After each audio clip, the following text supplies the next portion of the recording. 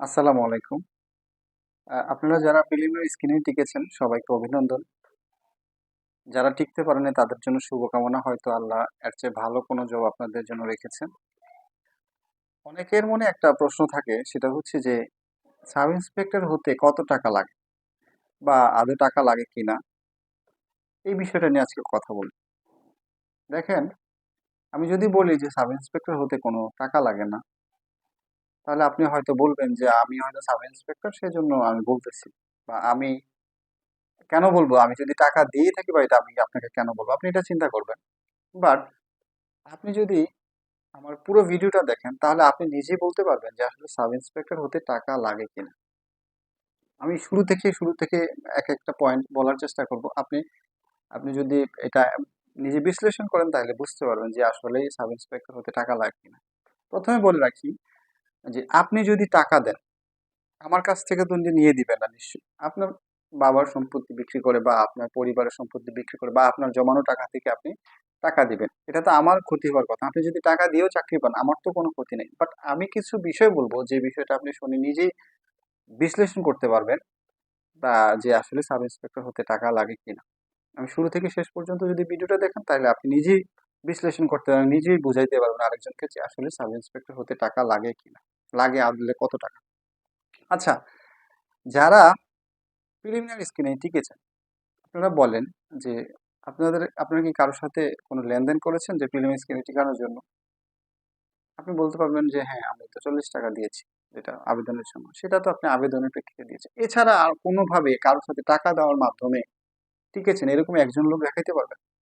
অথবা আমাকে একটা কথা বলেন যে যাদের উচ্চতা ভালো আছে, এসএসসি রেজাল্ট ভালো আছে, অনার্স রেজাল্ট ভালো আছে, কিন্তু আপনি প্রিলিমিনারি স্ক্রিনে টিকেন না, এরকম একজন লোক আছে? অথবা এমন একজন লোক দেখাইতে পারবেন যে 5 ফিট 5 ইঞ্চি বা 6 ইঞ্চি দিয়েছে, তার 5 ফিট 5.5 ইঞ্চি দিয়েছে, কিন্তু তারপরেও সে প্রিলিমিনারি স্ক্রিনে টিকেছে, বা রেজাল্ট একেবারেই খারাপ কিন্তু প্রিলিমিনারি স্ক্রিনে টিকেছে, এরকম একজন লোক দেখাইতে পারবেন? তাহলে আমি আপনার সাথে একমত হবো যে সাব ইন্সপেক্টর হতে টাকা লাগে। আচ্ছা, মনে করেন কোনোভাবে আপনি 5 ফিট 5 ইঞ্চি বা 5.5 ইঞ্চি আপনি দিয়েছেন, 6 ইঞ্চি বা 7 ইঞ্চি আপনি টিকে গেছেন। আপনি মনে করলেন যে আমি টিকে গেছি, আমাকে দালাল বা যে কোনো একজনে বলেছে, তার সাথে কথার মাধ্যমে আমি প্রত্যেকটা বিষয় আসলে রিলেট করার চেষ্টা করব যে আপনি দালালের সাথে এই পুরো প্রক্রিয়া কোনোভাবে সম্পৃক্ত করানো যায় কিনা। আচ্ছা, তো দ্বিতীয় বিষয় হচ্ছে আপনি যখন মাঠে যাবেন, আপনার উচ্চতা 5 ফিট 5.5 ইঞ্চি। আপনি যখন যাবেন, আপনি যখন প্রাইমারি স্টেজে আপনাকে মাপা হবে যে আপনি 5.5 ফিট 5.5 ইঞ্চি, আপনি কেউ আপনাকে মাঠে ঢুকাইতে পারবেন না। আপনাকে অবশ্যই বের হয়ে আসতে হবে। ধরে নিলাম আপনি কোনো না কোনো যোগাযোগের মাধ্যমে আপনি 5 ফিট 5.5 ইঞ্চি আপনি ভিতরে ঢুকে গেলেন। ধরে নিলাম যে আপনি কোনো দালালের মাধ্যমে যোগাযোগ করার কারণে আপনি ঢুকে গেছেন। আচ্ছা, আপনি ঢোকার পরে আপনার প্রাইমারিলি আপনার কাগজপত্র চেক করা হবে যে আপনার কাগজপত্র ঠিক আছে কিনা। মনে করেন কাগজপত্র, তো আপনি এই কাগজপত্র গুছানোর জন্য কেউ কি আপনার কোনো দালাল ঠিক করে ই করে দিয়েছিল, কাগজ ঠিক করেছে? আপনি আপনি নিজে কাগজগুলো নিজেই তো ঠিক করেছেন। মনে করেন তাও ধরে নিলে আপনি কোনো দালাল আপনাকে কাগজপত্র ঠিক করে দিয়েছে। আচ্ছা, ঠিক করার পর আপনি মাঠেও ঢুকে গেলেন এবং আপনার পরবর্তীতে বুকের মাপ নেবে, আপনার উচ্চতার সাথে আপনার ওজন পরিমাপ করা হবে। যদি এটার ভিতরে আমি দেখেছি অন্যান্য বছর যেটা হয় যে 5 কেজি 5.5 কেজি পর্যন্ত বা 6 কেজি, এটা ভেরি করে, এটা নিয়োগ বোর্ডের উপর নির্ভর করে, হয়তো কনসিডার করলে করতে পারে, আবার অনেক স্ট্রিক্ট। আপনি যে ইন্টারন্যাশনাল স্ট্যান্ডার্ড ওজনের সাথে যে উচ্চতার যে মাপ, এইটা ফলো করে। আপনি যদি তাও ধরে নিলে আপনি কোনোভাবে ওইখানেও ম্যানেজ করে আপনি ঢুকে গেছেন যে আপনি উচ্চতার 10 কেজি বেশি, তাও আপনি ঢুকে গেছেন যোগাযোগের মাধ্যমে। যেটা সম্ভব না, তারপরে বললাম যে আপনি ঢুকে গেছেন। যেটা সম্ভব না তারপরে আমি মনে করলাম কোনো না কোনো ভাবে যোগাযোগ করে আপনি ঢুকে গেলেন। উচ্চতাও গেল, আপনি ওজন মাপেও গেল।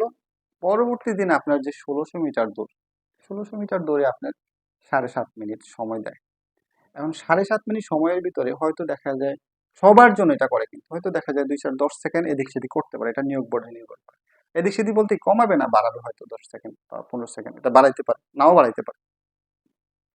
আমি এমনও দেখেছি যে নির্দিষ্ট সময়, নির্দিষ্ট সময়ের ঠিক 1 সেকেন্ড আগে, মানে জাস্ট দাগের 2 বা 3 কদম বা 3 কদম পেছনে আছে, তাদেরকেও বাদ দিয়ে দিচ্ছে। তাহলে আপনি যতই দালালের সাথে যোগাযোগ করেন, আপনি কি দালাল কি কখনো আপনাকে দৌড়াই দিতে পারবে? তাও ধরে নিলে আপনি দালাল আপনাকে কোনোভাবে ওইখানে যারা নিয়োগ বোর্ডে আছে, নিয়োগ বোর্ডে দেখা গেছে সাব ইন্সপেক্টর পর্যায়ে 10-15 জন থাকে, তারা প্রত্যেকটা যারা দৌড়বি তাদেরকে আলাদা আলাদাভাবে মার্কিং করে আলাদা আলাদাভাবে দেখে। তাও ধরুন আপনি পুরো 20 জনকে আপনি ইনফ্লুয়েন্স করলেন, দালাল করে ফেললেন। করে ফেলার পর আপনার পরবর্তী দিন হচ্ছে আপনার ওই দিনই আপনার পুশ আপ আছে, সিট আপ আছে। আপনি পুশ আপ সিট আপে আপনি ওইখানে আবার আলাদা নিয়োগ বোর্ড আছে, আলাদা পরীক্ষক আছে, আলাদা যাচাইকারী আছে, তাদেরকেও আপনার আলাদা আলাদা আপনাকে মার্কিং করবে। আপনি 10টা গুনবে এখানে একজন আপনার আপনার জন্য একজন সাব ইন্সপেক্টর বা এএসআই বা কাউকে নিয়োগ দেওয়া হবে, সে আপনার পুশ আপ গুনবে আপনি কয়টা পুশ আপ দিয়েছেন। আপনি তাও ধরে নিলাম তাকেও আপনি ইনফ্লুয়েন্স করলেন কোনোভাবে, দালাল আপনাকে তাকেও কিনে ফেলছে মনে করেন। কিনে ফেলার পর তারপরে আপনার পরবর্তী আছে আপনার উচ্চ লাম্ব আছে, দীর্ঘ লাম্ব আছে। এটা যদিও কম বাদ যায় এখানে, তারপর সেখানেও কিন্তু বাদ যায়। তাও আমি ধরে নিলাম সেখানেও আপনি কাউকে কাউকে ইনফ্লুয়েন্স করছেন। তারপরে আপনি রুপ ক্লাইম্বিং কিন্তু বাদ যায় মানুষ। রুপ ক্লাইম্বিং আপনি যদি বডি বার হয় তাহলে আপনি কিন্তু উঠতে পারবেন, রুপ ক্লাইম্বিং বাদ যাবে। তাও ধরে নিলাম আপনি এখানেও কারো না কারোকে আপনি যোগাযোগের মাধ্যমে এখানে কিন্তু পুলিশের লোক থাকবে, হ্যাঁ, পুলিশের লোক থাকবে, পুরা নিয়োগ বোর্ড একটা আলাদা আলাদা নিয়োগ বোর্ড। আপনি দৌড়ের সময় আলাদা নিয়োগ বোর্ড, আপনি পুশ আপের সময় আলাদা নিয়োগ বোর্ড, সিট আপের সময় আলাদা নিয়োগ বোর্ড। যারা 39তম 40তম সাব ইন্সপেক্টর পরীক্ষা দিয়েছেন তাদের সাথে আসলে এই বিষয়ে তর্ক করার কিছু নেই, বা তারা খুব পুরা প্রক্রিয়ার মধ্য দিয়ে গেছে, তারা বুঝতে পারে যে এখানে আসলে কোনো সুযোগ আছে কিনা। তাও ধরে নিলাম আপনি এই রোপ ক্লাইম্বিং করলেন, তার মাধ্যমে কোনো না কোনোভাবে ম্যানেজ করলেন, ফাইন।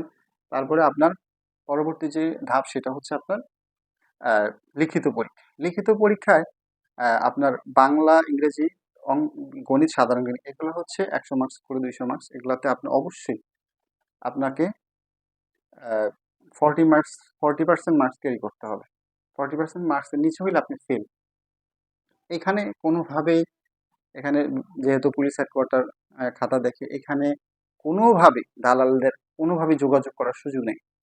ধরে নিলাম এখানেও দালাল কোনোভাবে যোগাযোগ করছে আপনাকে পাশ করে দেয়, আপনি নিজে কিন্তু লিখিত পরীক্ষা দিলে আপনি বুঝতে পারবেন যে এখানে আমি পাশ করব কিনা। আপনি ফেল করলে আপনি ওইখানে নাম আসবে, এরকম ঘটনা কখনোই ঘটেনি। তাও ধরে নিলাম কোনো না কোনো দালালের মাধ্যমে আপনি কিছুই লেখেন নাই, আপনি আপনি এখানে তারপর আমার অ্যানালিটিক এবিলিটি, মানসিক দক্ষতা, সেটা আপনাকে অবশ্যই 50% মার্কস পেতে হবে। আপনি 50 মার্কস 25 পেলে আপনি পাস করবেন। এখানেও আপনি ভালো করলেন না, কোনোভাবে আপনি এখান থেকেও আপনি দালালের মাধ্যমে, যেটা 0% কোনোভাবেই সম্ভব না, আপনার খাতা না লিখলে আপনি 0 পাবেন।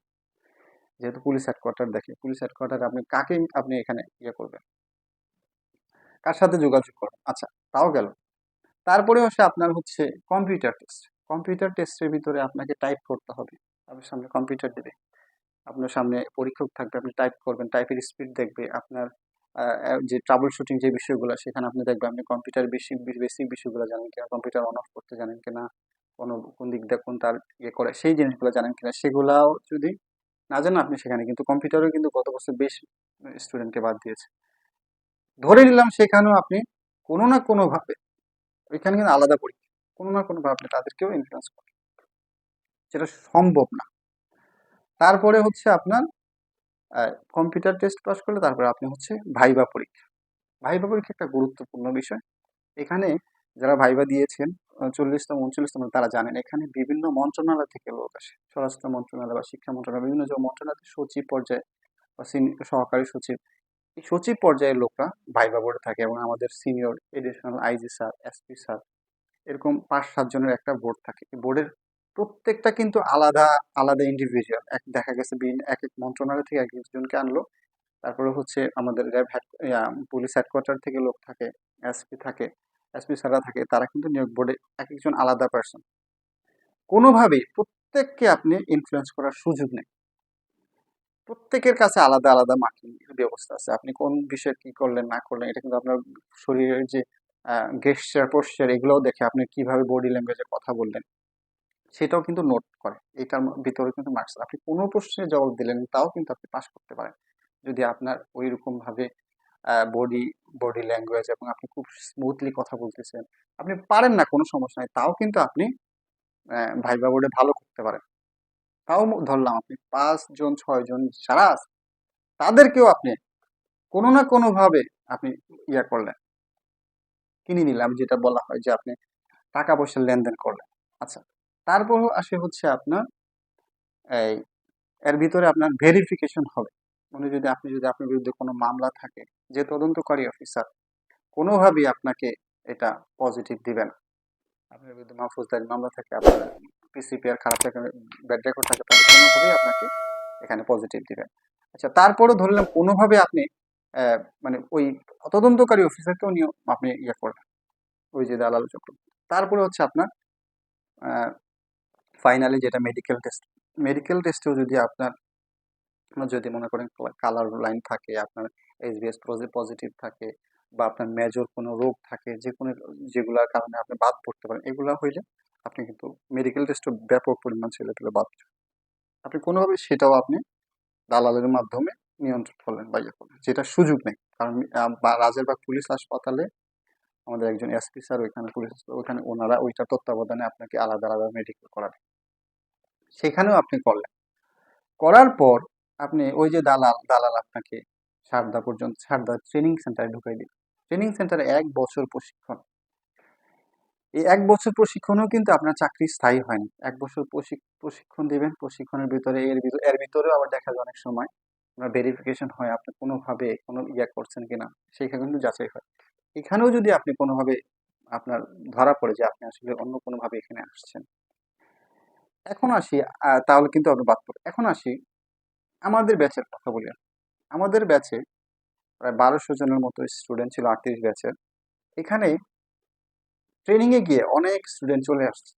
এখন আপনি আপনার কাছে আমার প্রশ্ন, এতভাবে এতভাবে কনসিডার এত কিছু মানুষকে ম্যানেজ করে কেউ সারদাতে গিয়ে সে কি চলে আসবে? চলে আসছে কিন্তু এরকম, মানে এরকম না যে বলে যে ধরা পড়ছে, এরকম না। সে নিজে ইচ্ছায় চলে আসছে। কারণ কি, সে জানে সাব ইন্সপেক্টর চাকরিটা চলে গেলে তার অন্য জায়গায় আছে। মানে মেধাবী ছাত্রগুলা বাছাই বাছাই করে বিভিন্ন ভাবে মেধাবী ছাত্রগুলো সেখানে গিয়েছে, সেজন্য সে চিন্তা করে সাব ইন্সপেক্টর দরকার নেই, আমি অন্য কোনো জবে শিফট করবো। সে নিজের ইচ্ছায় চলে আসছে। আবার সারদাতে ট্রেনিং থাকা অবস্থায় অনেকের বিভিন্ন চাকরি হয়েছে আমাদের সাথে। আপনারা যা জেনে খুশি হবেন, অনেকে প্রশাসন ক্যাডার হয়েছে, অনেকে পুলিশ ক্যাডার হয়েছে, অনেকে শিক্ষা ক্যাডার হয়েছে, অনেকে নির্বাচন কমিশন অফিসে চাকরি হয়েছে, বা বিভিন্ন জায়গার ভিতরে। কিন্তু আমাদের 1200 জনের ভিতরে আমরা পরবর্তী শুনেছি প্রায় 1000-এর মধ্যে ছিল সর্বশেষ, মানে বিভিন্ন চাকরিতে গিয়া।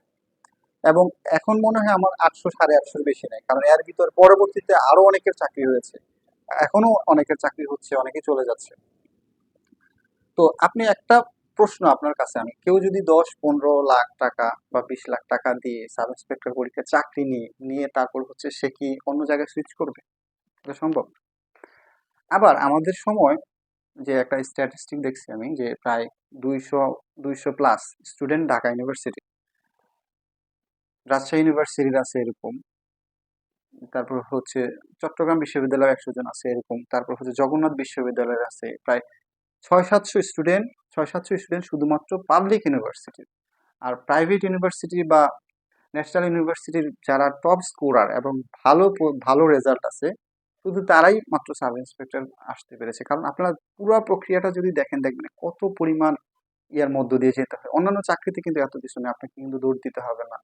আপনি বিসিএস পরীক্ষায় যদি অংশগ্রহণ করেন, আপনি কিন্তু এরকম না যে আপনাকে হাইট মাপায় ঢুকাবে, আপনার দৌড় দিতে হবে, আপনার পুশ আপ সিট আপ দিতে হবে, এই একটা বিশাল চ্যালেঞ্জিং এর মধ্য দিয়ে যেতে হয়। সুতরাং এখানে কোনোভাবে আপনাকে ঢুকাইতে পারবেন না। আপনি যদি মাঠে যান, মাঠে গেলে আপনার অনেক কিছু পরিষ্কার হবে। আপনি দেখবেন যে কি এমনও আছে 1 সুতা 2 সুতা কম তাকে বাদ দিয়ে দিয়েছে। আমি একটা ভিডিও দেখাচ্ছি, আমাদের সিলেট রেঞ্জের ডিআইজি স্যার এনটিভিতে একটা প্রোগ্রাম দিয়েছে, এক কথা বলেছে, দেখেন উনি কি বলে। এখন যেভাবে পুলিশের নিয়োগ হচ্ছে এটি একেবারেই স্বচ্ছ। এখানে যদি কেউ ভুলক্রমে কেউ যদি মনে করে যে আমি টাকা দিয়ে অর্থবিত্ত দিয়ে তার চাকরি দেবো, এই সুযোগটি একেবারেই নেই। ইভেন আমি আমার আত্মীয় চাকরি দেওয়ার ক্ষমতা রাখি না এই ডিপার্টমেন্টে, একেবারেই সুযোগ নেই। এটা ইন্সপেক্টর জেনারেল স্বয়ং উনিও পারবেন না, পদ কম, জনসংখ্যা বেশি। এই কারণে এটি প্রতারক চক্র, প্রতারক গোষ্ঠী এটিকে ক্যাশ করে পূর্বের মতো তারা অর্থ উপার্জনের চেষ্টা করেন, যে কারণে হয়তো মানুষজন প্রতারিত হচ্ছেন।